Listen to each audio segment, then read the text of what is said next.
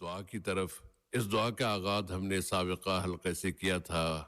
شاید ایک وقفہ آ جانے کے بعد وہ یاد نہ رہی ہو کہ کون سی دعا تھی. ہاں ہی تو تھی لیکن شروع ابھی پتہ نہیں کیا الفاظ تھے وہ بھول گئے ہیں. اس طرح کی بات ہو سکتی ہے. اس دعا کے بارے میں نبی کریم صلی اللہ علیہ وسلم نے اپنے پیارے صحابی حضرت شداد ابن اوس سے کہا تھا کہ شداد جب تم دنیا والوں کو دیکھو کہ وہ دینار درہم سونا چاندی خزانے جمع کر رہے ہیں تو تم یہ خزانہ جمع کر لینا. یعنی ان کلمات کا خزانہ اپنے پاس بنانا, یہ تمہارے کام آئے گا. تو وہ کلمات کا خزانہ جو کہ ہمیں آخرت میں ہمارے کام آئے گا, دنیا میں بھی اور آخرت میں بھی وہ ہمارے کام آنے والا خزانہ جو کہ اللہ کے رسول صلی اللہ علیہ وسلم نے ہمیں عطا کیا ہے, وہ اس حدیث میں ہے اور اس دعا میں ہے. اور اس کے پہلے کلمات ہیں اللہم انی اسألک الثبات فی الامر. اس کی ہم نے کچھ وضاحت گزشتہ حلقے میں پیش کی تھی. البتہ اگر اشارتاً ہم اس کا ذکر دوبارہ کر دیں تو یہ ہے یہاں امر سے مراد فی نفس ہی دین اسلامی پر عمل کرنا ہے. الثبات فی الامر. اور عمل کرنے میں آدمی بہت دفعہ کوتاہی کر جاتا ہے, کبھی کبھی پاؤں پھسل بھی جاتا ہے, کبھی لڑک جاتا ہے, کبھی ادھر ہو گیا اور شیطانی حربے میں کسی جگہ پھنس گیا, کسی اپنی نفسانی خواہش نے اس کو کسی طرف اور طرف موڑ دیا. بہت سی اسباب وجوہات آتے ہیں کہ جو صراط مستقیم سے انسان کو ہٹا دیتے ہیں. ایسے میں اللہ کے رسول صلی اللہ علیہ وسلم ہمیں یہ بتا رہے ہیں اور فرما رہے ہیں کہ تم اللہ تعالیٰ سے دین اسلام پر چلنے کے معاملے میں ثابت قدمی کی دعا کرو. ہم ثابت قدمی کا لفظ استعمال کرتے ہیں کہ قدم ڈولنے نہ پائیں, قدم پھسلنے نہ پائیں, ادھر ادھر کہیں توجہ نہ جانے پائے, بلکہ انسان جم کر اپنا کام کرے اور جم کر اتباع رسول اور قرآن پاک کی اتباع کرے. اس کا مطلب یہ ہے کہ اللہم انی اسألک الثبات فی الامر. یہ حصہ ہم نے گزشتہ حلقے میں یاد کیا تھا اور اس کے ساتھ ہی پھر آج کے حلقے کا حصہ جو ہے وہ اس کی طرف آ جاتے ہیں, اور وہ یہ ہے کہ والعزیمۃ علی الرشد. اللہم انی اسألک الثبات فی الامر والعزیمۃ علی الرشد.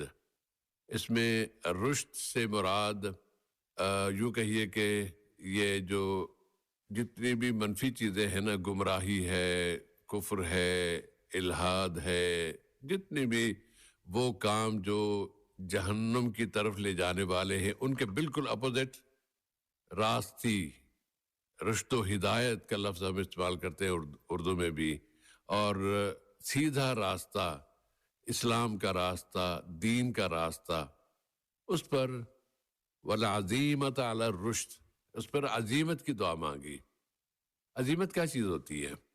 عزیمت ہے انسان کا پختہ عزم, ایک کام کرنے کا ارادہ اور اس ارادے پر پھر برقرار رہنا, یہ عزیمت کہلاتا ہے.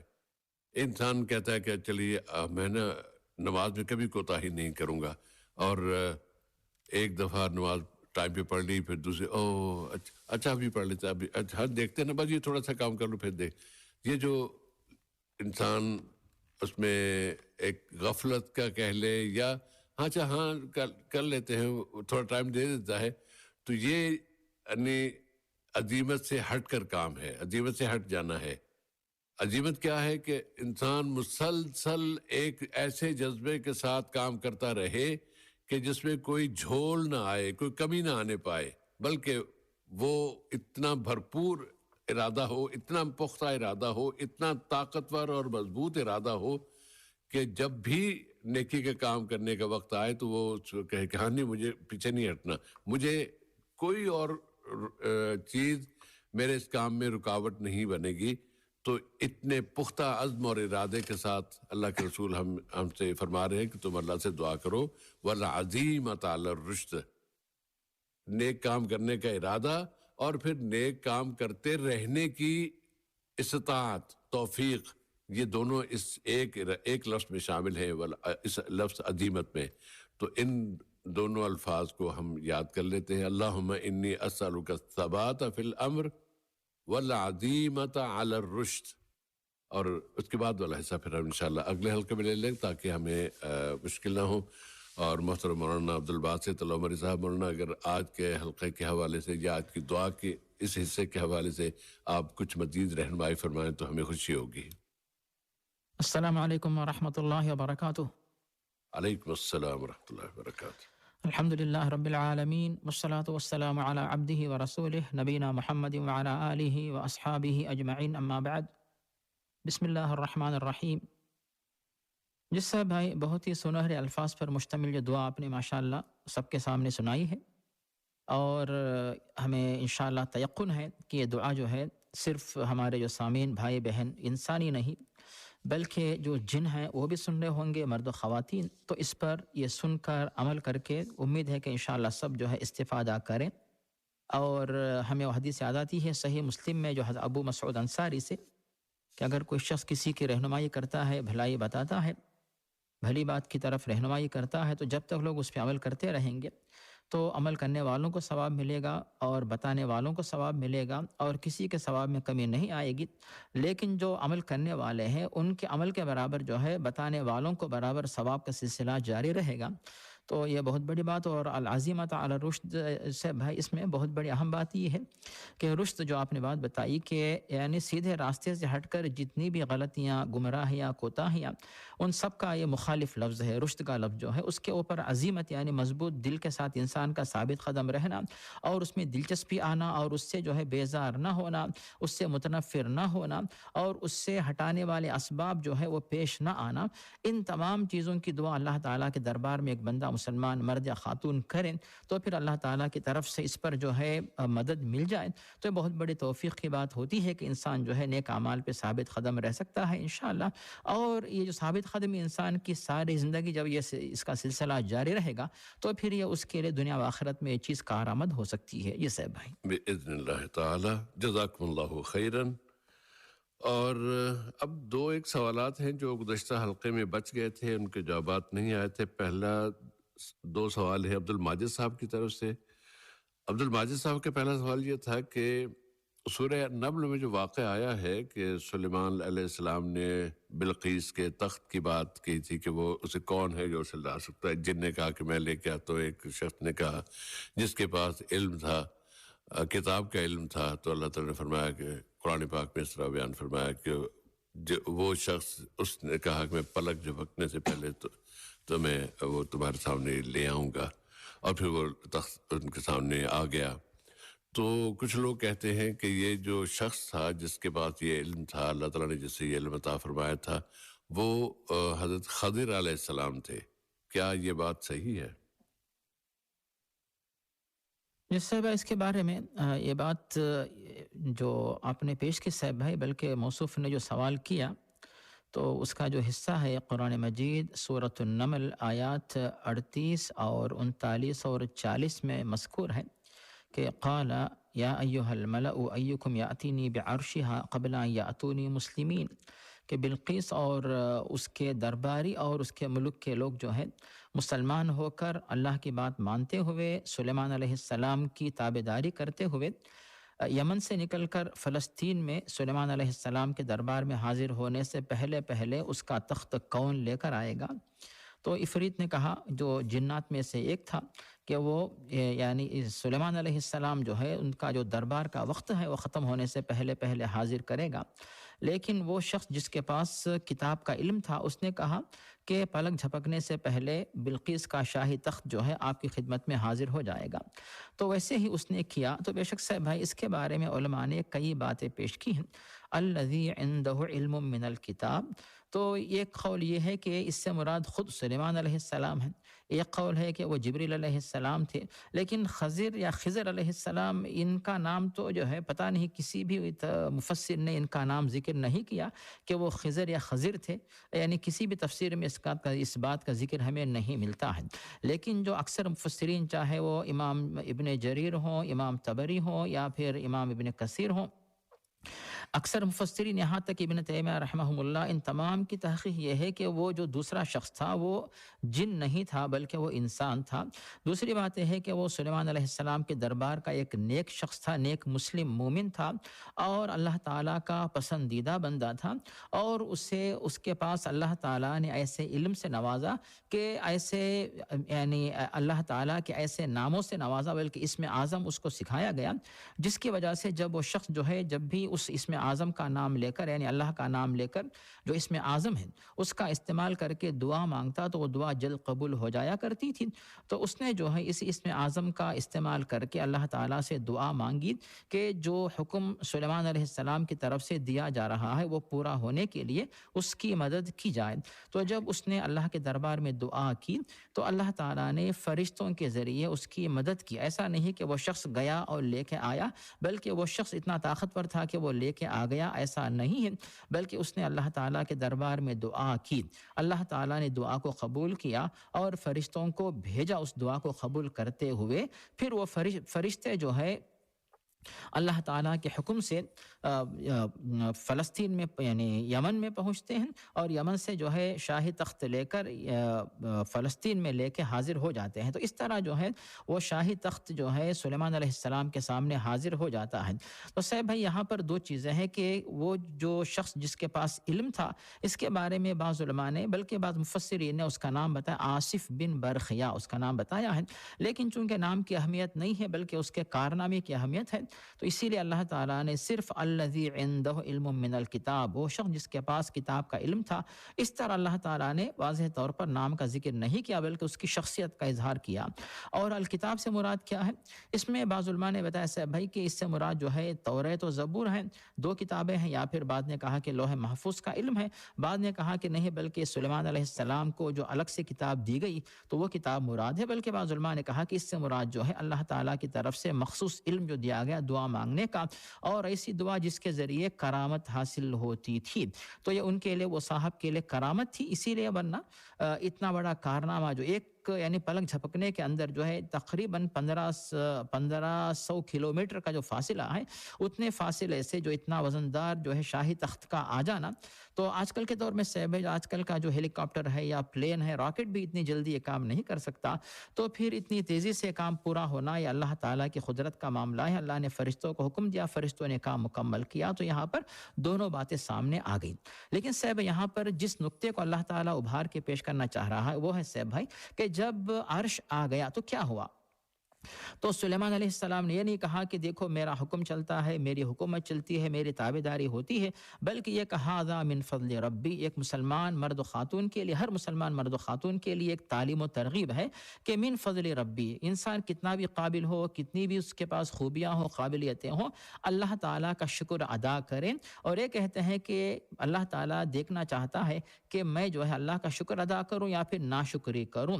جو اللہ کا شکر ادا کرے تو اب ایسا شخص جو ہے اپنے لیے فائدہ پہنچا رہا، اس کی شکر گزاری کا فائدہ خود اسی کو ہوتا ہے، اور جو شخص ناشکری کرے گا تو اللہ تعالیٰ کسی کی شکر گزاری کا جو ہے محتاج نہیں، کیونکہ وہ تو بے نیاز اور پھر کرم والا ہے۔ تو یہاں پر صاحب ابھار کر جو پیش کرنے والی بات تھی وہ ہے کہ نعمت کے حصول پر اللہ تعالیٰ کا شکر ادا کریں، تو یہ سبق جو ہے اس پورے واقعے سے ہمیں حاصل ہوتا ہے۔ جی صاحب بھائی جزاکم اللہ خیراً۔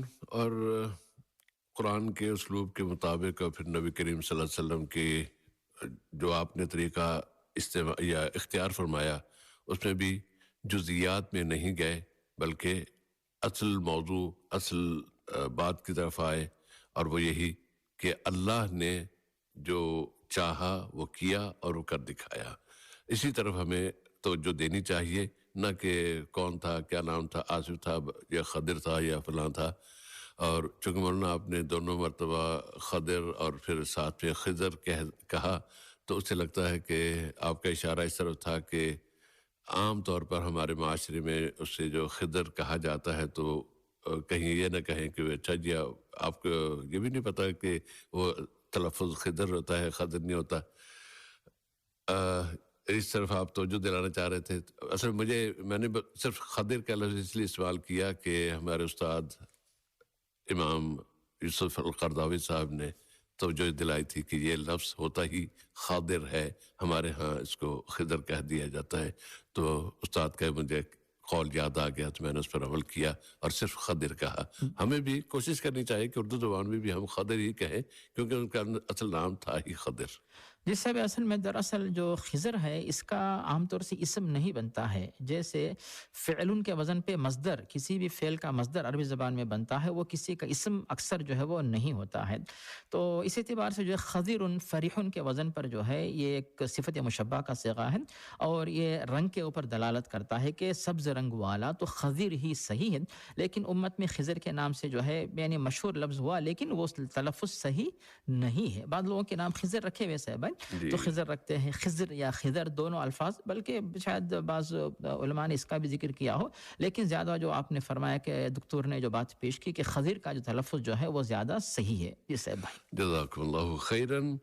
عبد الماجد صاحب کا دوسرا سوال یہ تھا کہ وضو کے حوالے سے قرآن پاک میں جو آیات ہیں اس میں پاؤں دھونے کے حوالے سے جب اس کا ذکر آتا ہے، پاؤں کا ذکر آتا ہے، تو وہاں پر تو مسح بنتا ہے یا ہم پاؤں دھوتے ہیں؟ اس کی ذرا وضاحت کر دیں. یس صاحب بھائی، موصوف نے ماشاءاللہ قرآن کی آیت کی طرف اشارہ کیا ہے. بہت اچھی بات ہے کہ قرآن کی تلاوت جو ہے وہ کرتے ہیں، اور جب تلاوت کرتے ہیں صاحب بھائی تو یعنی کوئی بھی مسلمان مرد و خواتین تلاوت کے ساتھ ساتھ جو ہے ترجمہ بھی پڑھ لیا کریں، تو پھر جو ہے آیات کا مطلب آسانی سے سمجھ میں آتا ہے. اور صرف صاحب بھائی جو تلفظ کے اندر بھی یعنی جو قرآن میں جو لکھا ہوا ہے وہاں پر ہم غور کریں گے کہ سورۃ المائدہ آیت نمبر 6 میں جو بتایا گیا ہے کہ یا ایھا الذین آمنوا، یعنی اسی کو جو ہے آیت وضو کہتے ہیں.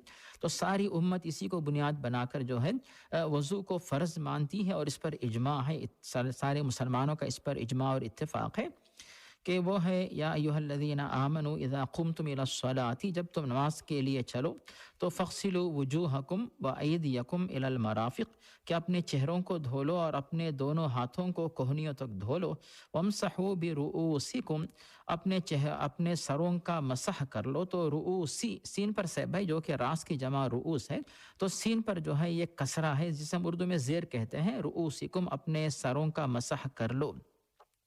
اور اس کے بعد وَأَرْجُلَكُمْ إِلَى الْكَعْبَيْنِ، اور اپنے دونوں پیروں کو جو ہے کعبین یعنی ٹخنوں تک دھو لو.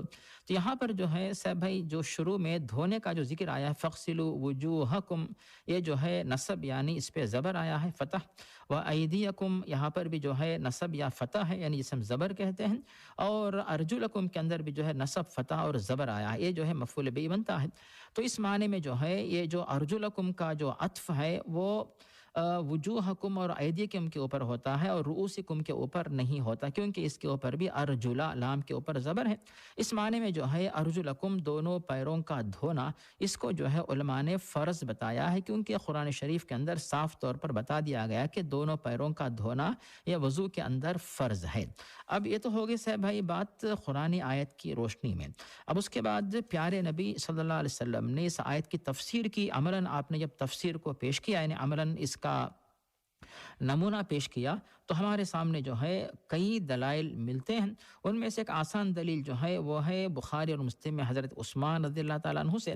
وہ کہتے ہیں کہ وضو کے دوران سب سے آخر میں حضرت عثمان رضی اللہ تعالیٰ عنہ نے اپنے داہنے پیر کو، داہنے قدم کو دھویا اور 3 دفعہ دھویا. پھر اس کے بعد بائیں قدم کو دھویا یعنی ٹخنوں تک دونوں کو دھویا. اس کے بعد کہا کہ میں نے نبی کریم صلی اللہ علیہ وسلم کو اسی طرح وضو کرتے ہوئے دیکھا.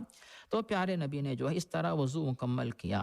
تو یہ بات واضح ہوتی ہے کہ قرآن کی تفسیر کے یعنی قرآن کا جو عملی نمونہ نبی کریم نے پیش کر دیا. اب اس کے بعد سے بھائی جو موصوف جو جس کی طرف جو ہے جس کے بارے میں یا کنفیوز تھے، تو اس کے بارے میں ایک حدیث بلکہ کئی حدیثیں ہمیں ملتی ہیں. ان میں سے ایک حدیث جو بخاری اور مسلم میں حضرت عبداللہ بن عمر سے مروی ہے. وہ کہتے ہیں ایک دفعہ سفر کے موقع پر جو ہے صحابہ کرام نکلے، نبی کریم بھی ساتھ تھے، اور عصر کے وقت میں تاخیر ہو رہی تھی، اور جو ہے اپنے ایک منزل پر پہنچے، مقام پہ جہاں پہ رکنا تھا. رکنے کے بعد جو ہے سب لوگ پہنچے تو پیارے نبی صلی اللہ علیہ وسلم آخر میں انہیں سب کی نگرانی کرتے ہوئے سب کو لے کر آنے کے لیے آپ سب سے آخر میں پہنچے. اس وقت جو ہے بعض صحابہ کرام جلد بازی کی وجہ سے کہ کہیں عصر کی نماز کا وقت نکل نہ جائے، تو اس لیے جو ہے جلدی جلدی جو ہے وضو کر رہے تھے، اور پیروں کو جب دھو رہے تھے تو بعض لوگ جو ہے بعض صحابہ کرام یا تو پیروں پہ مسح کر رہے تھے، یا پھر بعض صحابہ کرام جو ہے پیروں کو اس طرح دھو رہے تھے کہ ایڑیوں کو جو ہے پانی نہیں لگ رہا تھا۔ تو اس کا مطلب یہ ہوا کہ جب پانی نہیں پہنچتا ہے، یا پھر جو ہے بغیر موزوں کے، بغیر ساکس وغیرہ کے جو ہے کوئی بندہ، بغیر جو موزے وغیرہ ہوتے ان کے بغیر کوئی بندہ اگر مسح کر لیتا ہے تو اس کا وضو یہ شمار نہیں ہوتا۔ تو پیارے نبی صلی اللہ علیہ وسلم نے متنبہ کیا ویل للعقاب من النار، کہ جو ایڑیاں ہیں ان کے لیے آگ کے عذاب یا آگ کی سزا کے بارے میں یعنی وعید سنائی جا رہی ہے۔ تو یہ آپ نے متنبہ کیا تاکہ صحابہ کرام وضو صحیح طریقے سے کریں۔ وضو صحیح ہوگا تو نماز صحیح ہوگی، نماز صحیح ہوگی تو پھر انسان صحیح مسلم رہے گا۔ تو یہاں پر سے بھائی ان تمام دلائل کی روشنی میں ہم یہ پیش کریں گے کہ پہلی بات تو یہ ہے کہ وضو کے اندر دونوں قدموں کو ٹخنوں تک دھونا ضروری ہے، اور جہاں تک جو مسح کرنے کی جو بات ہمیں ملتی ہے اس کا ذکر ہمیں ملتا ہے اس حدیث میں جو کہ صحیح مسلم میں حضرت علی بن ابی طالب رضی اللہ تعالیٰ عنہ سے وہ فرماتے ہیں کہ پیارے نبی صلی اللہ علیہ وسلم نے ہم لوگوں کو اجازت دی کہ ہم لوگ جو ہے اگر مسافر رہیں تو 3 دن اور 3 راتوں تک جو ہے موزوں پر مسح کر سکتے ہیں، اور اگر ہم مقیم رہیں، سفر پہ نہ رہیں، تو عام حالات میں جو 1 دن 1 رات تک ہم لوگ جو ہے اپنے موزوں پر مسح کر سکتے ہیں۔ تو اس طرح جو ہے کب پیروں کو کب دھویا جاتا ہے اور مسح کب کیا جاتا ہے، یہ تمام باتیں واضح ہو گئی۔ صاحب یہاں پر صرف جو ہے ایڑیوں کی بات ہی نہیں ہے، اگر کوئی بندہ جو ہے اپنے ہاتھوں کو اگر خشک رکھ لیتا ہے، چہرے کو برابر دھوتا نہیں ہے، پیروں کو برابر دھوتا نہیں، کوئی بھی حصہ اگر وضو اس کا جو ہے وضو کے اعضاء میں سے کوئی حصہ اگر خشک رہ جاتا ہے تو اس کا وضو صحیح نہیں ہوگا، وضو نہیں ہوگا تو نماز نہیں ہوگی، نماز نہیں ہوگی تو پھر انسان بہت بڑا گنہگار ہوتا ہے۔ اسی لیے جب پیارے نبی نے ایڑیوں کے بارے میں متنبہ کیا تو مسلمانوں کو چاہیے کہ تمام اعضاء وضو جب کرتے ہیں تو اچھی طرح وضو کریں تاکہ جو ہے وضو صحیح ہو، نماز انشاءاللہ قابل قبول ہو جائے۔ جیسے بھائی جزاکم اللہ خیرن۔ اگلا سوال تھا محترم محمد معراج صاحب کی طرف سے، اور وہ فرما رہے تھے کہ ان کے ابو اور امی ماشاءاللہ سلامت ہیں، اور بقرعید کے موقع پر ابو کے نام سے قربانی کی جاتی ہے یا ابو کی طرف سے ابا جی کا نام لیا جاتا ہے، تو کیا بیٹے کے نام سے قربانی کر سکتے ہیں یا نہیں؟ پیسہ چونکہ ان کا ہے تو اپنے بیٹے کا نام لے کے اس کی طرف سے قربانی کر دیں، چونکہ یہ بر صغیر کے کچھ حلقوں میں یہ تصور پایا جاتا ہے کہ گھر کے سربراہ کی طرف سے اسی کا نام لیا جائے، یہ فلاں کی طرف سے ہے تو اس لیے وہ نام لیا جاتا ہے، ابا جی سب سے بڑے ہیں تو پھر ان کا نام لے لیا جاتا ہے۔ تو اب اگر کوئی اپنے بیٹے کا نام لینا چاہے تو کیا اس کی جو اصل الجھن ہے وہ بھی، اور اس کی جو وضاحت ہے اگر آپ فرما دیں تو امید ہے کہ اچھا رہے گا۔ جی صاحبہ، اس کے بارے میں پہلی بات یہ ہے کہ اللہ تعالیٰ نے قرآن مجید میں سورۃ الکوثر کے اندر واضح کیا فَصَلِّ لِرَبِّكَ وَانْحَرْ، کہ آپ جو ہے اپنے رب یعنی اللہ تعالیٰ کے لیے نماز ادا کریں اور قربانی پیش کریں۔ اب اس کے اوپر اس حکم کی تعمیل کرتے ہوئے نبی کریم صلی اللہ علیہ وسلم کس طرح جو ہے مسلمانوں کے سامنے نمونہ پیش کرتے ہیں، صحیح مسلم میں حضرت عائشہ صدیقہ رضی اللہ تعالیٰ عنہا سے مروی ہے، وہ فرماتی ہیں کہ ان النبی صلی اللہ علیہ وسلم قال قام على اضحیتہ او قال على اضحیتہ، کہ نبی کریم صلی اللہ علیہ وسلم جب جانور کی قربانی کرنا چاہتے تھے اس وقت آپ اس طرح دعا فرماتے بسم اللہ اللہم تقبل من محمد و آل محمد ومن امت محمد۔ تو اس کے بعد جو ہے پیارے نبی صلی اللہ علیہ وسلم جو ہے جانور کو ذبح کرتے، تو یہاں پر آپ نے بسم اللہ واللہ اکبر یعنی اللہ کا نام لیا، اس کے بعد جانور کو ذبح کیا اور یہ کہا کہ یا اللہ یہ محمد کی طرف سے، نبی کریم اور آپ کے گھر والوں کی طرف سے۔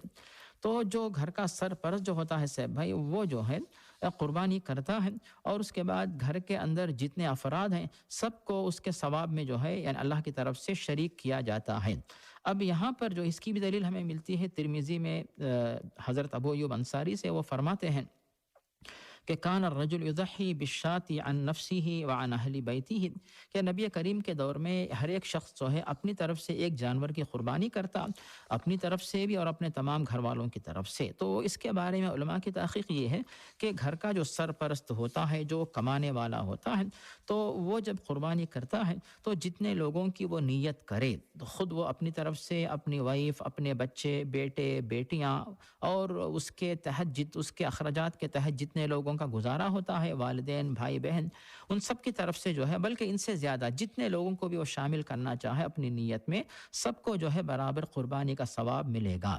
اب یہاں پر سب بات یہ ہے کہ جو گھر کا سرپرست، بے شک والد صاحب جو ہے گھر کے سرپرست ہیں، لیکن چونکہ وہ کماتے نہیں تو وہ اس بات کے مکلف نہیں، ان سے یہ مطلوب نہیں کہ وہ قربانی کریں، مطلوب ان سے ہے جو کہ کماتے ہیں، کمائی جن کے پاس ہے، تو ان سے جو ہے یہ ان کے لیے قربانی کرنا یہ مشروع ہے۔ ایسی صورت میں جو ہے جب یہ صاحب جو کما رہے ہیں فرزند، وہ جب قربانی کریں گے اور جب قربانی کرتے وقت نیت یہ کریں گے کہ یا اللہ یہ میری طرف سے، میرے والدین، میری بیوی، میرے اولاد، سب کی طرف سے ابھی نیت کریں گے، تو اس وقت جو ہے ان کے والدین بھی جو ہے اس قربانی کے ثواب میں شریک ہو جائیں گے۔ لیکن اگر چونکہ قربانی ان سے مطلوب ہے اور والد صاحب چونکہ سرپرست، یعنی اس معنی میں نہیں کہ وہ مالی سرپرستی وہ کرتے ہیں، تو والد صاحب کی طرف سے قربانی کریں گے، تو ایسی صورت میں گویا کہ وہ ان کے لیے ان سے مطلوب نہیں تھی، ان کے لیے پھر نفل بن جائے گی قربانی، اور جو صاحب حیثیت ہیں تو ان سے مطلوب تو تھا، لیکن پھر یہ کوتاہی کرنے والے شمار ہوں گے۔ اس اعتبار سے اگر موصوف اپنی طرف سے بھی، والد صاحب کی طرف سے بھی، دونوں کی طرف سے کرتے ہیں، ایسی صورت میں کوئی بات نہیں کہ فرزند جو ہے وہ جتنے لوگوں کی طرف سے چاہے نیت کرے، ان کے والد صاحب جتنے لوگوں کی طرف سے چاہے نیت کرے، کوئی حرج نہیں ہے۔ لیکن جب فرزند صاحب جو اپنی طرف سے چھوڑ کر والد صاحب کی طرف سے کر رہے ہیں، تو گویا کہ وہ اپنے آپ کو جو ہے ثواب سے محروم اس معنی میں کر رہے ہیں کہ قربانی ان سے مطلوب تھی اور وہ خود قربانی کو چھوڑ رہے ہیں، حالانکہ اب ان سے جو ہے سوال ہو سکتا ہے کہ تم نے قربانی کیوں نہیں کی۔ اسی لیے ہم موصوف سے یہ کہیں گے کہ والد صاحب کو خود چاہیے کہ یہ کہیں کہ اپنے فرزند سے کہ بیٹے آپ کما رہے ہیں، آپ قربانی کرو، اور اپنی طرف سے جو قربانی ہو رہی ہے اس میں ہم سب کو آپ شریک کر لو، ہم سب کی طرف سے نیت کر لو، اس طرح قربانی ہو سکتی ہے، تو زیادہ بہتر طریقہ یہ ہوتا ہے۔ لیکن چونکہ صاحب بھائی جیسے آپ نے کہا کہ بر صغیر کے اندر ایک طریقہ ہے کہ لوگ اپنی طرف سے چھوڑ کر کبھی والد کبھی والدہ، بلکہ کبھی تو ایسا بھی ہوتا ہے کہ والدین دنیا میں نہ ہو تب بھی ان کی طرف سے کرتے اور اپنی طرف سے قربانی چھوڑ دیتے ہیں، جو کہ یہ کوتاہی ہے، اس طرح نہ کرے۔ جو صاحب حیثیت ہے، کمانے والے ہیں، وہ صاحب قربانی کریں اور ان کے تحت جتنے لوگ رہتے سب کی طرف سے نیت کرے، سب کو برابر انشاءاللہ قربانی کا ثواب ملے گا۔ صحیح طریقہ یہی ہے جسے بھائی۔ جزاکم اللہ خیرن۔ اور اس میں مولانا ایک تجویز یہ بھی اگر شامل کر دی جائے کہ اپنی طرف سے، اپنے والدین کی طرف سے، پورے خاندان کی طرف سے آپ قربانی کر رہے ہیں، لیکن چونکہ ابا جی ہیں، گھر میں موجود ہیں، تو ان کا ایک مقام تو ہے اپنی جگہ پر، تو آپ یہ کہہ سکتے ہیں ابا جی یہ ہم سب کی طرف سے یہ قربانی ہے، تو یہ چھری آپ لیجئے، ذرا آپ ذبح کیجئے، تو انہیں پھر ایک طرح سے ایک تحفظ آپ فراہم کرتے ہیں، آپ ان کا احترام کرتے ہیں، ان کی عزت کرتے ہیں، اور اس پہ ان کو خوشی ہوگی۔ تو اس طریقے کو اس پر عمل کرنا چاہیے، اس پر عمل کر لیا جائے تو اچھا ہوگا، اس میں کوئی ممانعت نہیں آئے گی انشاءاللہ تعالی۔ یس سر، یہی بات میں آپ کے سامنے بلکہ سامعین کے سامنے پیش کرنا چاہ رہا تھا۔ بے شک یہ بہت بڑی بات ہے کہ موصوف جن سے قربانی مطلوب ہے کہ وہ اپنی طرف سے اپنا پیسہ خرچ کر کے قربانی کریں، جب جانور کو ذبح کرتے ہیں تو اپنے والد صاحب کے ہاتھ میں چھری دے دیں اور کہے کہ آپ جو ہے ہم سب کی طرف سے قربانی پیش کریں، جس کے ثواب میں آپ بھی برابر شریک رہیں گے، تو یہ ان کے دل کو خوش کرنے والی بات بھی ہوگی۔ اور جو تعلیم ہمیں دی گئی سبھی بر الوالدین، ماں باپ کے دل کو خوش کرنا، ان کے ساتھ حسن سلوک کرنا، تو یہ بات بھی جو ہے ایسے عمل میں جو ہے انشاءاللہ شامل ہو جا سکتی ہے انشاءاللہ تعالی۔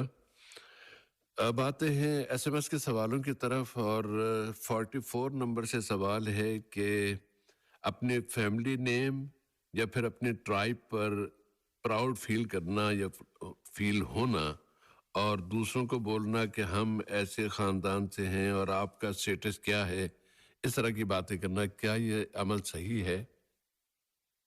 اس صاحب جہاں تک مختلف قبائل ہیں، مختلف خاندان ہیں، تو ان کا بنایا جانا یہ لوگوں کی سہولت کے لیے ہے، اور اللہ تعالیٰ نے خود اس بات کی طرف اشارہ کر دیا ہے۔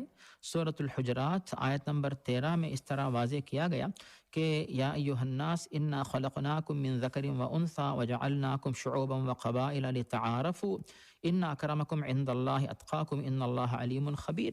یہاں پر صاحب اللہ تعالیٰ نے جو بتا دیا کہ جعلناکم شعوبا وقبائل، مختلف خاندان اور کنبے قبائل وغیرہ جو بتائے گئے ہیں تاکہ آپس میں تعارف ہو، لیکن جو اصل جو معزز ہے اللہ کے دربار میں اتقاکم، تم میں وہ ہے جس کے پاس تقوی سب سے زیادہ ہو۔ تو یہاں پر اللہ تعالیٰ نے توجہ دلائی کہ انسان اپنے قبیلہ اور خاندان کے اوپر فخر نہ کرے، بلکہ اصل جو کہ عزت کا جو معاملہ ہوتا ہے تقوی کی بنیاد پہ ہوتا ہے۔ اور صاحب بھائی ایک دوسرے کے خلاف جو ہے یعنی اپنے آپ کو بڑا سمجھ کر دوسروں کو جو ہے کمتر سمجھنا، اس بات سے ہمیں منع کیا گیا ہے۔ اس بات کی دلیل ہمیں ملتی ہے صحیح مسلم میں ابو مالک اشعری سے۔ وہ کہتے ہیں کہ پیارے نبی صلی اللہ علیہ وسلم نے اس طرح واضح فرمایا کہ میری امت میں جاہلیت کی بعض بری عادتیں جو ہیں وہ جاری رہیں گی، اس بات کا اندیشہ ہے۔ ان میں سے ایک الفخر فی الاحساب والطعن فی الانساب، ان میں سے ایک ہے کہ اپنے حسب و نسب کے اوپر فخر کرنا اور دوسرے کے حسب و نسب کے بارے میں طعنہ دینا کہ ہم تم سے برتر ہیں، تم ہم سے کمتر ہو۔ تو یہ جاہلیت کا طریقہ ہے جو کہ مسلمانوں کے لیے جو ہے جائز نہیں ہے۔ اب اس کے بعد سے اس کی وجہ سے اگر کسی کے دل میں غرور آ جاتا ہے نعوذ باللہ، تو پھر یہ تو غلط بات ہو جاتی ہے، یعنی اور بھی بڑا گناہ بنتا ہے۔ جیسا کہ صحیح مسلم میں حضرت ابن مسعود سے مروی ہے، پیارے نبی واضح فرماتے ہیں اگر کسی کے دل میں ایک رائی کے دانے کے برابر بھی غرور ہو تو ایسا شخص جو ہے جنت میں جا نہیں سکتا۔ تو یہ جو ہے غرور انسان کو جنت میں جانے سے روکنے والا سبب بنتا ہے۔ اگر کوئی انسان جو ہے دوسروں سے آگے اپنے آپ کو بڑھانا چاہتا ہے تو اپنے اندر جو ہے نیکی زیادہ کریں، یعنی اللہ تعالیٰ کی عبادت، اللہ کے حقوق، نبی کے حقوق، بندوں کے حقوق بہتر طریقے سے انجام دیں اور ان تمام حقوق میں کوتاہی کرنے سے اپنے آپ کو بچا کے رکھیں۔ اگر کوتاہی ہوتی ہے تو اللہ کے دربار میں معافی چاہیں، تو اس طرح جو ہے اپنے آپ کو دوسروں کے مقابلے میں جو ہے معزز بنا سکتا ہے۔ تو یہ طریقہ اپنانا چاہے، نہ کہ دوسروں کو کمتر بنائے یا کمتر بتائیں۔ تو اس طرح سے یعنی قبائل میں فرق رہنا یہ بری بات نہیں ہے، لیکن کسی یعنی اپنے آپ کو برتر سمجھ کر دوسروں کو کمتر سمجھنا، اس بات سے دین اسلام نے منع کیا ہے جو کہ انسان کے لیے پسندیدہ نہیں ہے، یعنی اللہ کے پاس پسندیدہ طریقہ نہیں ہے۔ اور نبی کریم صلی اللہ علیہ وسلم حجۃ الوداع کے موقع پر جو بات بتاتے الا کلکم لآدم و آدم من تراب، کہ تم سب آدم سے پیدا ہوئے اور آدم مٹی سے بنائے گئے ہیں۔ تو ہر انسان جو دنیا میں پایا جاتا ہے وہ کھاتا ہے منہا خلقناکم ومنہا نعیدکم ومنہا نخرجکم تارۃ اخری، مٹی سے بنا ہے، مٹی میں ملے گا، مٹی سے اٹھایا جائے گا، اور جو بھی کھاتا ہے وہ چیز مٹی سے نکل کے آتی ہے۔ تو کوئی بھی شخص جو ہے بغیر مٹی کی کوئی چیز وہ نہیں کھا سکتا، ہر چیز مٹی سے بنتی ہے۔ تو چاہے وہ کسی بھی خاندان سے ہو، چاہے مالدار ہو، چاہے کم پیسے والا ہو، اسی لیے ہم کو پیش نظر رکھنا یہ چاہیے کہ ہم کس حد تک جو ہے اپنے آپ کو نیک اعمال کے ذریعے معزز بناتے ہیں۔ تو اس بات پہ توجہ دینے کی ضرورت ہے۔ کسے بھائی جزاک اللہ خیرن۔ 44 نمبر سے دوسرا سوال یہ ہے کہ جب شادی کے لیے لڑکا یا لڑکی دیکھتے ہیں تو کچھ مسلم فیملیز بھی اپنی فیملی کی کاسٹ بتا کر اسی کاسٹ میں شادی پر زور دیتے ہیں، جیسے سید ہیں یا خان ہیں یا کوئی اور فیملی، تو کہتے ہیں کہ ہم اپنی برادری یا اپنی کاسٹ سے ہٹ کر کسی اور خاندان میں بیٹی نہیں دیتے۔ اس طرح کا عمل کیا یہ صحیح ہے؟ اس کے بارے میں علماء کی تحقیق یہ ہے کہ اسے جو ہے کفاء فی النکاح، یعنی نکاح کے اندر برابری کہا جاتا ہے۔ تو معاشرے میں یہ طریقہ جو ہے پایا جاتا ہے، لیکن کیا اس پر عمل کرنا ضروری ہے یا جائز ہے؟ تو اس کے بارے میں پہلی بات تو یہ ہے کہ ضروری نہیں ہے، لیکن اگر اس پہ عمل ہوتا ہے تو اس میں کوئی قباحت نہیں ہے کہ کوئی سید کی فیملی سے دے دے، خان کی فیملی میں نکاح کرے، اس میں کوئی قباحت نہیں ہے۔ کیونکہ ہو سکتا ہے کہ ایک ہی فیملی کے اندر جو ہے یعنی جو فیملی کا دولہا ہے اسی فیملی کے اندر دلہن بھی ہو، دلہن کی فیملی کا ہی دلہا ہو، اس کے قابل ہو، تو پھر ان کے آپس میں نکاح کرنے میں کوئی حرج نہیں۔ جو بات بتائی گئی وہ یہ ہے کہ ایک دوسرے کو جو ہے حقیر نہ سمجھیں۔ یہاں پر صاحب جو بات ہمیں ملتی ہے وہ یہ ہے کہ اگر یعنی کسی کا خاندان یا کچھ قبیلہ ایسا ہے، اس قبیلے کے اندر جو ہے اگر قابل شخص کوئی یعنی لڑکی قابل ہے، لڑکا اس قبیلے میں قابل نہیں ہے، تو جو لڑکی کے سرپرست ہیں تو وہ جو ہے لڑکی کے اوپر ظلم زیادتی زبردستی نہ کریں کہ تم کو لازماً جو ہے اپنے قبیلے سے ہی نکاح کرنا ہوگا. تو ایسا بھی ہوتا ہے، کبھی ایسا ہوتا ہے کہ قابل لڑکا نہ ملے یا بالکل ایسا ناقابل ہو کہ جس کی وجہ سے ساری زندگی اس خاتون کو جو افسوس کرنا پڑے، یا تو وہ تعلیم یافتہ نہیں ہے، یا پھر جو ہے اخلاق والا نہیں ہے، یا پھر دیندار نہیں ہے. کوئی بھی وجہ ہو سکتی ہے، زبردستی کر کے اپنے قبیلے میں ہی نکاح کرنا یہ ضروری نہیں ہے. اگر جو لڑکی کے سرپرست یا پھر خود لڑکی جو ہے اس معاملے میں جو ہے خاندانی اور قبیلے کی برابری سے دستبردار ہو جائیں تو اس میں کوئی حرج نہیں ہے. اور دستبردار اس لیے بھی نہیں ہوتے صاحب، اگر کسی لڑکی کا نکاح اگر اپنے قبیلے سے ہٹ کر دوسرے قبیلے سے ہو جائے تو پھر دوسرے لوگ جو ہے تانا دیتے ہیں کہ دیکھو تمہاری بہن یا بیٹی کا نکاح تم نے جو ہے کمتر قبیلے میں کیا ہے. تو اس سے لوگ عام طور سے ڈرتے ہیں، اور جو لوگ اس طرح تانا دیتے ہیں تو پھر یہ گنہگار بنتے ہیں لڑکیوں کی شادیوں کی رکاوٹ کے بارے میں. تو ایسا گناہ نہ کریں. جس لڑکے کو جو لڑکی پسند آتی ہے، جیسے تنکح المرأۃ لاربع لدینہا ولمالہا ولجمالہا ولحسبہا، کہ اگر کوئی شخص جو ہے ان جو معیار بتائے گئے ہیں ان میں سے کسی معیار کو اپناتے ہوئے، یعنی کسی معیار کو پسند کر کے لڑکی سے نکاح کرتا ہے، کرنے دیں. اسی طرح لڑکی کے بارے میں بتایا گیا کوئی دیندار لڑکا ہے اور وہ با اخلاق ہے اور حلال کمائی کی محنت کرتا ہے، کسی بھی قبیلے سے تعلق رکھتا ہو، تو اسے اپنی پسند سے نکاح کرنے دیجیے. تو سرپرستوں کو چاہیے کہ ایسی لڑکی کے بارے میں اپنی بہن یا بیٹی ہو تو اس کا ساتھ دیں، اس کی مدد کریں. اور جو معاشرہ ہے اس کی ذمہ داری یہ آتی ہے کہ ایسے کاموں کے بارے میں ان کی ہمت افزائی کریں اور ان کے خلاف جو ہے تانا دینا، تنقید کرنا، نکتہ چینی کرنا، دلوں کو توڑنا اس طرح نہ کریں. کیونکہ اس طرح کرنے کی وجہ سے جو ہے لڑکیوں کی شادیاں نہیں ہوتی، یا پھر شادی ہوتی ہے لیکن ان کے آپس میں جو ہے برابری نہ ہونے کی وجہ سے جو ہے پھر رشتے ٹوٹ جاتے ہیں. کہ قبیلے کے ہیں لیکن لڑکی تعلیم یافتہ ہے، لڑکا ان پڑھ ہے، رشتہ ٹوٹ جاتا ہے. لڑکی جو ہے دیندار اور لڑکا بے دین ہے تو پھر رشتہ ٹوٹ جاتا ہے. پھر ساری زندگی جو ہے یا تو اسی کے پاس رہے گی افسوس کرتے ہوئے، یا پھر جو ہے طلاق خلے کی نوبت آتی. اسی لیے جو ہے لوگوں کو چاہے کہ اس کے بارے میں ہمت افزائی کریں اور اس کے خلاف جو ہے لوگ، یعنی اس کے خلاف باتیں کر کے رشتوں کو نہ توڑیں اور رشتوں کے بارے میں نقصان نہ پہنچائیں. جی صاحب بھائی. جزاکم اللہ خیرن. بہت ذی شجون کہتے ہیں کہ یہ مسئلہ ہے، اس کی اتنی شاخیں ہیں، اتنے پہلو ہیں کہ ہر ایک پہلو اس امر کا طالب ہے کہ اس کی مکمل طور پر وضاحت کی جائے. اللہ کرے کہ مستقبل میں ہمیں موقع ملا تو ہم انشاءاللہ اس کے دوسرے پہلوؤں پر بھی اسی پروگرام نور اسلام میں گفتگو کریں گے، تاکہ کچھ زیادتی اس فتوے میں بھی ہو جاتی ہے کہ نہیں جی بس دین کو دیکھنا ہے اور دوسری کسی چیز کو نہیں دیکھنا.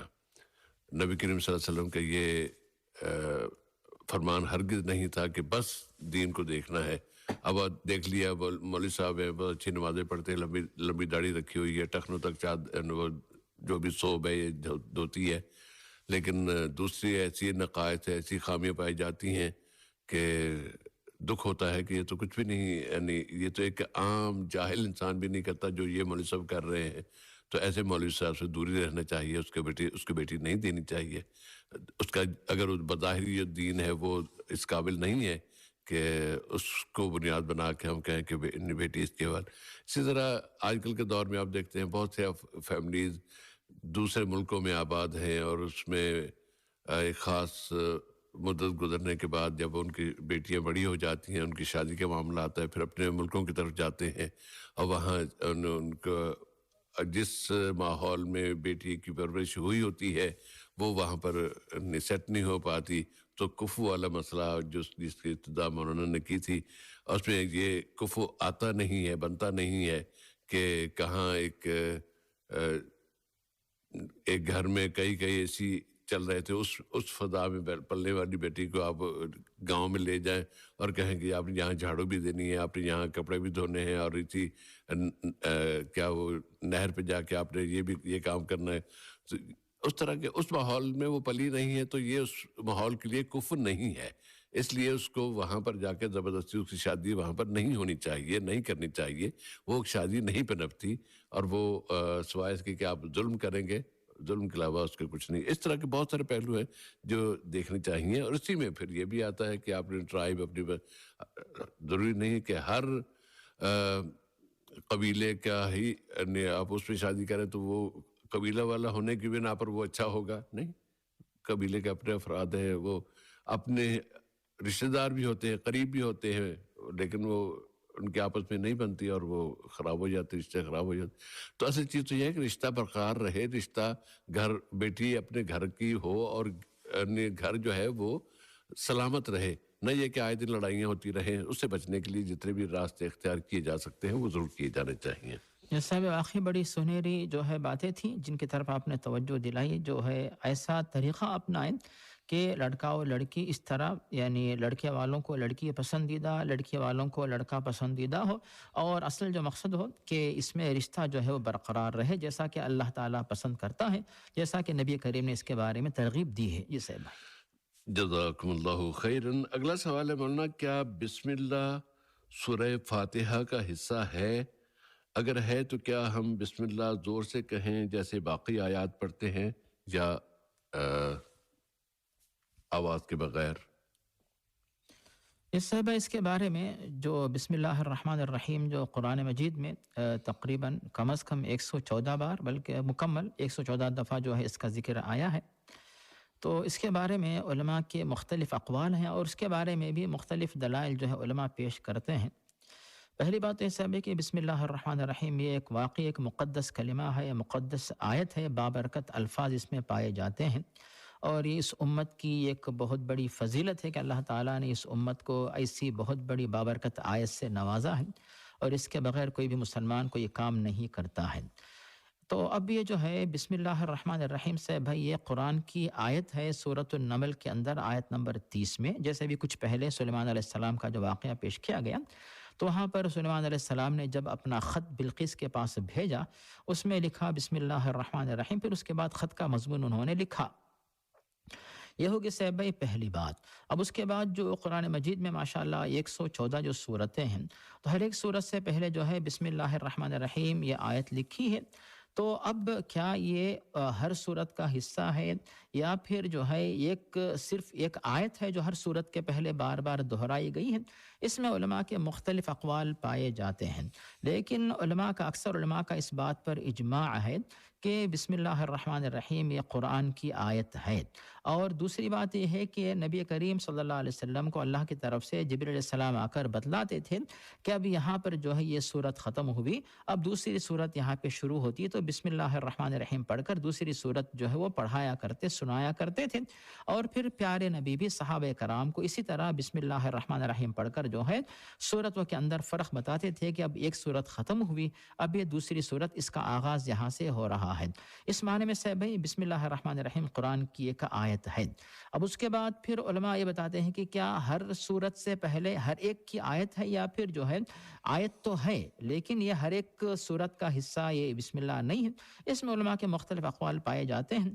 اس میں جو ہے حنفی علماء یہ کہتے ہیں کہ بسم اللہ الرحمن الرحیم قرآن کی آیت تو ہے، لیکن ایک مستقل آیت ہے جس کو اللہ تعالیٰ نے ہر ایک صورت سے پہلے رکھا ہے تاکہ اس صورت اور صورت کے درمیان ہم فرق کر سکیں. تو پھر ان علماء کی تحقیق یہ ہے کہ نبی کریم صلی اللہ علیہ وسلم جو ہے جب قرآن کی تلاوت کرتے، سورۃ الفاتحہ پڑھتے یا دوسری صورت پڑھتے، تو آپ اونچی آواز سے نہیں پڑھا کرتے تھے. اب اس کے بعد حنبلی علماء کہتے ہیں کہ بسم اللہ الرحمن الرحیم ہر ایک صورت کا حصہ ہے، ہر صورت سے پہلے بسم اللہ الرحمن الرحیم پڑھی جائے، آیت پڑھی جائے گی. لیکن چونکہ نبی کریم نے جو ہے جو نماز جہری ہوتی اس کے باوجود جو ہے اب سری طریقے سے پڑھتے تھے، پست آواز میں پڑھتے تھے، تو پست آواز میں پڑھنا یہ مستحب ہے. لیکن شافعی علماء کہتے ہیں کہ نہیں، بلکہ بسم اللہ الرحمن الرحیم ہر صورت کا حصہ ہے. اور پھر یہ جو ہے ہر صورت سے پہلے جب آپ قرآن میں جہری نماز پڑھیں گے، سورۃ الفاتحہ ہو، دوسری صورت ہو، اس وقت جو ہے آپ کے لیے ضروری ہوتا ہے کہ جس طرح جو دوسری صورت آپ پڑھیں گے، سورۃ الفاتحہ جیسے پڑھیں گے، تو جہری نماز میں جہری پڑھتے ہیں، بسم اللہ الرحمن الرحیم بھی جہری طریقے یعنی اونچی آواز سے، بلند آواز سے پڑھیں. یہ مختلف علماء کے مختلف اقوال پائے جاتے ہیں. خلاصہ یہ ہے کہ جن روایات میں اس بات کا ذکر ملتا ہے کہ نبی کریم نے اونچی آواز سے بسم اللہ الرحمن الرحیم کو پڑھا، وہ علماء جو ہے ان دلائل کو لیتے ہیں، اور جو علماء علماء کہتے ہیں کہ نبی کریم نے پست آواز سے پڑھا تو علماء ان کو لیتے ہیں. تو اس میں اب کوئی بندہ بلند آواز سے پڑھتا ہے تب بھی ٹھیک ہے, پست آواز سے پڑھتا ہے تب بھی ٹھیک ہے, اس میں کوئی حرج نہیں ہے. نبی کریم نے دونوں طریقوں سے عمل کیا. ہو سکتا ہے کہ کبھی آپ نے اس طرح پڑھا ہو, کبھی اس طرح پڑھا ہو سکتا ہے کہ جو لوگ نبی کریم کے قریب تھے ان کو جو ہے آواز آئی, جو دور تھے ان کو آواز نہیں ہے, اس طرح مختلف حالات ہو سکتے ہیں. لیکن خلاصہ یہ ہے کہ اگر آپ کوئی بندہ اونچی آواز سے پڑھے بسم اللہ الرحمن الرحیم تب بھی ٹھیک ہے, پست آواز سے پڑھے تب بھی ٹھیک, کوئی حرج اس میں نہیں ہے. جی صاحب ہے. جزاک اللہ خیرن. ورنہ اسی حوالے سے ایک بات ذہن میں یاد آئی جی صاحب ہے. کہ نبی کریم صلی اللہ علیہ وسلم نے ایک صحیح حدیث جو ہم تک پہنچی ہے, اس میں آپ صلی اللہ علیہ وسلم نے فرمایا کہ جب بندہ یا جب مسلمان نماز شروع کرتا ہے اور جب وہ سورہ فاتحہ پڑھنا شروع کرتا ہے تو اللہ تعالیٰ اس کے ہر ایک آیت کے پڑھنے کے بعد اس کا جواب دیتا ہے. جب اللہ کے حدیث کے الفاظ یہی ہیں کہ جب بندہ کہتا ہے الحمدللہ رب العالمین تو اللہ کہتا ہے حمدانی ربدی, میرے بندے نے میری حمد بیان کی. پھر اثنا علیہ عبدی, پھر دوسرے چلتے چلتے اور آخر میں کہ میرے بندے نے مجھ سے جو مانگا میں نے اس کو دیا. یہ جو سارا حدیث میں جو مکالمہ بیان کیا ہے کہ بندہ عرض کرتا ہے پھر اللہ اس کو جواب دیتا ہے, اس میں اللہ تعالیٰ نے ابتدا کی ہے الحمدللہ رب العالمین سے, بسم اللہ سے ابتدا نہیں کی. اگر یہ کہتے کہ بسم اللہ سورہ فاتحہ کا حصہ ہے, یہ دلیل دی جاتی ہے کہ اگر یہ ایسا ہوتا تو پھر اللہ کے رسول فرماتے کہ جب بندہ کہتا ہے کہ بسم اللہ الرحمن الرحیم تو اللہ یہ فرماتا ہے نہیں, آپ صلی اللہ علیہ وسلم نے ابتدا کی ہے الحمدللہ رب العالمین سے. تو اس کا مطلب یہ ہے کہ سورہ فاتحہ الحمد سے ہے نہ کہ بسم اللہ سے. یہ اس کی ایک دلیل. جب سے میں نے یہ حدیث یا اس کا یہ پہلو سنا ہے اس کے بعد میں اس بات پہ مطمئن ہو گیا کہ اس یعنی سورہ بسم اللہ الرحمن الرحیم کو چونکہ اللہ کے رسول نے پڑھا ہے ہمیں اور قرآن پاک میں لکھا ہے, ہم اس کو پڑھتے ہیں, اس کی تلاوت کرتے ہیں, لیکن اس کا حصہ اگر ہوتا تو پھر اللہ تعالیٰ اس کے ابتدا اس طرح کر دیتا. اس نے نہیں کی تو اس لیے ہمیں یہ نہیں کہنا چاہیے کہ یہ سورہ فاتحہ کا حصہ ہے. جی صاحب بھائی. جزاک اللہ خیرن. علی صاحب کا سوال ہے کہ کانوں کو کم سنائی دیتا ہے, اس کے لیے کوئی خاص دعا پڑھنا ہے اور کس وقت پڑھنا ہے؟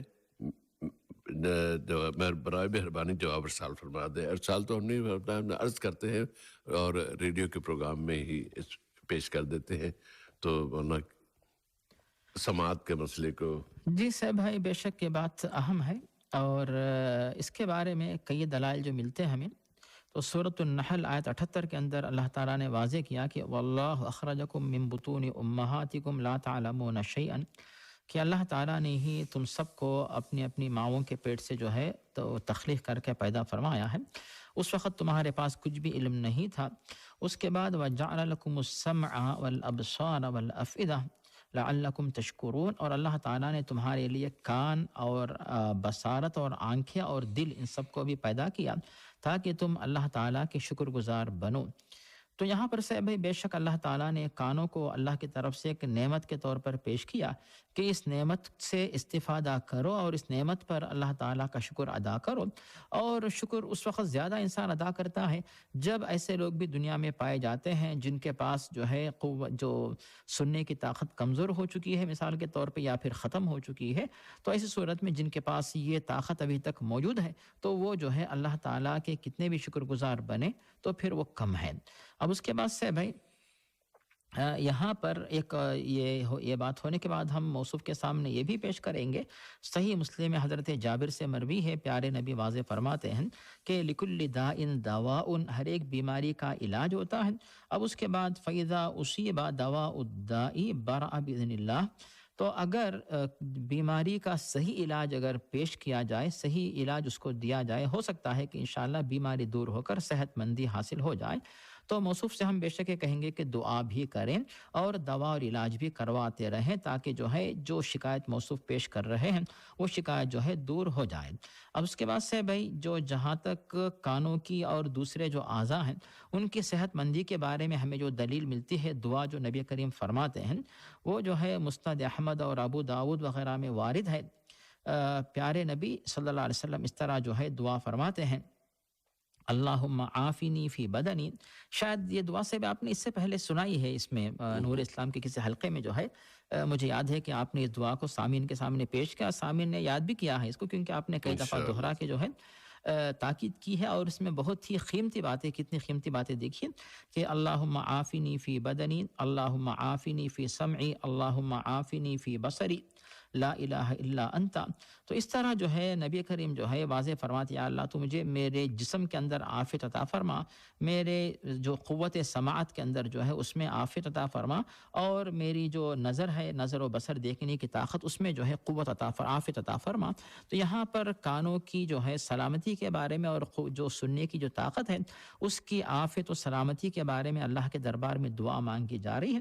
تو پھر اس دعا کو بھی کثرت سے پڑھا کریں. اور پھر مطلب یہ ہوا کہ صاحب بہن نے جو دعا کا جو سلسلہ شروع کیا ہے، تو ہم غور کر سکتے ہیں کہ اس کا کتنا فائدہ ہوتا ہے. ہم سوچ بھی نہیں سکتے کہ ماشاءاللہ ہر شخص جو ہے ان باتوں سے فائدہ اٹھا سکتا ہے. اب اس کے بعد سے بھائی ایک اور بات یہاں پہ ہم پیش کر سکتے ہیں کہ یہ بھی دعا شاید آپ نے پیش کر دی صاحب بھائی، کہ جو انسان کو اللہ تعالیٰ نے جن اعضاء سے نوازا ہے تو ان سے فائدہ حاصل کرنے کی بھی دعا ایک آپ نے پیش کی، جو کہ ترمذی میں حضرت عبداللہ بن عمر سے مروی ہے کہ پیارے نبی صلی اللہ علیہ وسلم اس دعا کو پڑھا کرتے تھے کہ اللہم اقسم لنا من خشیتک ما یحول یا ما تحول به بیننا و بین معصیتک ومن طاعتک ما تبلغنا به جنتک ومن الیقین ما تهون به علینا مصائب الدنیا ومتعنا باسماعنا. یعنی ہم کو اللہ تعالیٰ نے جو کانوں کی اور قوت سماعت، جو سننے کی طاقت سے جو اللہ نے ہمیں نوازا ہے، اس سے ہمیں اللہ تعالیٰ فائدہ پہنچاتا رہے. تو پھر اس دعا کے اندر یہ بات بتائی گئی کہ اللہ تعالیٰ ہمیں اپنے کانوں سے، اپنی نگاہوں سے، اور جو بھی طاقت ہے ان سب سے ہم کو جب تک ہم زندہ رہیں ہمیں اللہ تعالیٰ ان سے فائدہ پہنچاتے رہیں، اور پھر جو ہے ان کو ہمارے لیے ثواب جاریہ کا سبب بنائیں. تو یہ دعا کا حصہ ہے. تو اس طرح ان تمام دعاؤں کے ذریعے موصوف استفادہ کر سکتے ہیں. اب اس کے بعد سے بھی ایک اور بات جو ہے موصوف کے سامنے، موصوف دعا بھی کرتے ہیں اور دوا بھی کرتے ہیں. ان کے ساتھ ساتھ یہ بات ذہن میں رکھی جائے کہ اگر موصوف کو اس طرح کی کوئی بیماری لاحق ہے، کسی تکلیف سے موصوف جو ہے ان کو شکایت ہے، تو ایسے لوگوں کے بارے میں بھی ثواب کا ذکر ہمیں مل رہا ہے کہ کسی بھی مسلمان یا مومن کو کسی بھی قسم کی تکلیف پہنچتی ہے، اب اس کے بعد اس پر وہ صبر کرتا ہے تو اس کی وجہ سے اس کے گناہوں کی بخشش ہو جاتی ہے. تو موصوف اس پر جو ہے، جیسا کہ یہ بات بخاری اور مسلم میں ابو ہریرہ سے مروی ہے، نبی کریم میں بات پیش فرماتے ہیں کہ الا کفر اللہ بہا من خطایاہ. ایسی تکلیف پر کوئی مسلمان اگر صبر کرتا ہے تو اس کے گناہوں کی بخشش کا یہ صبر جو سبب بنتا ہے. تو اس طرح موصوف جو ہے اس پر یعنی علاج کریں، دعا کریں، پھر صبر کریں، اور اللہ تعالیٰ کی طرف سے کفارہ اور بخشش کی امید بھی رکھیں. اس طرح استفادہ کر سکتے ہیں. یہ صاحب ہے. جزاک اللہ خیراً. اور اللہ کے رسول صلی اللہ علیہ وسلم کی بتائی ہوئی دعاؤں میں اس کا ذکر ملتا ہے، اور اس میں ہماری رہنمائی ہوتی ہے. مولانا آپ نے بہت اچھا کیا جو دعاؤں کا بھی ذکر کر دیا. میرے ذہن میں ساتھ یہ بھی آیا کہ جب نبی کریم صلی اللہ علیہ وسلم نے ہمیں یہ بھی بتایا کہ جب مومن یا مسلمان جب گھر سے چلتا ہے نماز کے لیے جاتا ہے، تو نماز کے لیے جاتے ہوئے صحیح بخاری صحیح مسلم میں یہ روایتیں موجود ہے کہ وہ دعا مانگ رہا ہوتا ہے تو اللہم اجعل فی قلبی نورا وفی سمعی نورا وفی بصری نورا. تو جو نور کی دعا اللہ کے رسول صلی اللہ علیہ وسلم نے ہمیں سکھائی ہے، تو اس میں سماعت کا بھی ذکر ہے، دل کا بھی ذکر ہے، بصارت کا بھی ہے، اور کئی 15-16 اس میں مقامات ہیں جن کے لیے اللہ کے رسول نے یہ دعا مانگی ہے. تو وہاں اس کا بھی جب آپ یہ دعا مانگ رہے ہوں تو بطور خاص اس پہ توجہ دے لے کہ میں اللہ کے اپنی سماعت کے لحاظ سے، اپنے کانوں کے لیے، اپنی قوت سماعت کے لیے میں اللہ سے نور کا طلب کر رہا ہوں، اور اس سے طلب کر رہا ہوں اللہ تعالیٰ مجھے یہ نور عطا فرما دے گا اور میری سماعت بہتر ہو جائے گی. اس طرح بھی اور چونکہ پروگرام میں اتنا وقت نہیں بچا کہ ہم اپنے اگلے سوال کے اسے پروگرام میں شامل کر سکیں. یہاں پر اپنے ہمارے جو فلسطینی بھائی ہیں ان کے لیے ہم اپنی دعاؤں میں ضرور جگہ بنائے. اور مجھے بہت دکھ ہوا جب ایک مولوی صاحب کا یہ فتویٰ سنا کہ یا ان کی یہ بات سنی، انہوں نے کہا کہ اگر وہ ہمیں کچھ پیسہ مل جاتا ہے تو پھر ہم اسرائیل کو تسلیم کرنے کے لیے تیار ہیں. بھائی یہ آپ کے فتاویٰ کا اس کی بنیاد پیسہ بنتا ہے؟ पैसे को बुनियाद बनाते हैं आप। सारी ज़िंदगी तो आप यही कहते रहे कि ये जो यहूद हमारे मुखालिफ हैं और हम जुल्म कर रहे हैं, और जब पैसे का आया तो आपने कहा कि हाँ नहीं, अगर पैसा मिल जाए हमारे मुल्क को तो हम उससे उससे ताल्लुकात कायम कर लेंगे।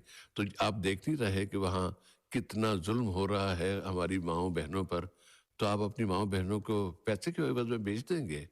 क्या इस सतह तक आप गिर सकते हैं और अपनी सोच को इस हद तक गिरा सकते हैं? इस तरफ कभी नहीं जाना चाहिए। अल्लाह ताला ऐसे लोगों को हिदायत दे जो इस तरह की बातें करते हैं।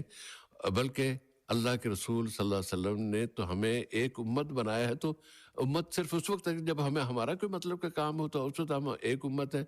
दूसरों को बताने के लिए हम जी उम्मतुन वाहिदा हैं। और जब हमारे मुसलमान भाई मुसीबत के शिकार हों और हमें कुछ माली फ़ायदा हो रहा हो, तो हम कहते हैं कि नहीं ठीक है, तुम दुश्मनों के हाथ में जाओ, हम तो जो दुश्मन को तस्लीम कर रहे हैं और उसको इसलिए तस्लीम कर रहे हैं कि हमें पैसा मिल रहा है। ये अल्लाह ताला इस सोच से, इस तरह के मनफी रवैये से उम्मत इस्लामिया को बचाए, और उम्मत इस्लामिया को ऐसे लोगों से बचाए जो इस तरह की बातें आम करते हैं, और वो चाहे कोई भी क्यों ना हो, वो किसी भी मनसब और किसी भी मकाम पर उसके लोग न मानने वाले क्यों, उसको मानने वाले क्यों ना हो। लेकिन हमें जब सिरात मुस्तकीम पर चलना है तो फिर सिरात मुस्तकीम पर ही चलना है। टेढ़े मेढ़े रास्ते जो शैतानी रास्ते हैं, पैसे के मोहब्बत में या कोई और किसी और चीज़ की मोहब्बत में, इक़्तिदार की मोहब्बत में, वसाइल के अपने हाथ में आ जाने की मोहब्बत में हम अपने दीन को ज़ाया करेंगे, तो ये हमारी बदबख्ती होगी। अल्लाह ताला हम सब, हमारी सारी उम्मत इस्लामिया को, तमाम मुसलमानों को इस तरह की बदबख्ती से और ऐसे बदबख्तों से बचाए। प्रोग्राम नूर इस्लाम का आज का हल्का सामीन अपने अख्ताम को पहुँचता है। बिइज़्निल्लाह ताला आइंदा जुमे के रोज़ रात 9 बजे इस प्रोग्राम में आपसे फिर मुलाकात होगी। हमारे साथी नदीम अहमद, मोहतरम मौलाना अब्दुल बासित अल उमरी और सैफुर रहमान को अगली मुलाकात तक के लिए इजाज़त दीजिए। वस्सलामु अलैकुम वरहमतुल्लाहि वबरकातुहू व सल्लल्लाहु अला नबिय्यिना मुहम्मदिन व अला आलिहि व सहबिहि अजमाइन। वस्सलामु अलैकुम वरहमतुल्लाह।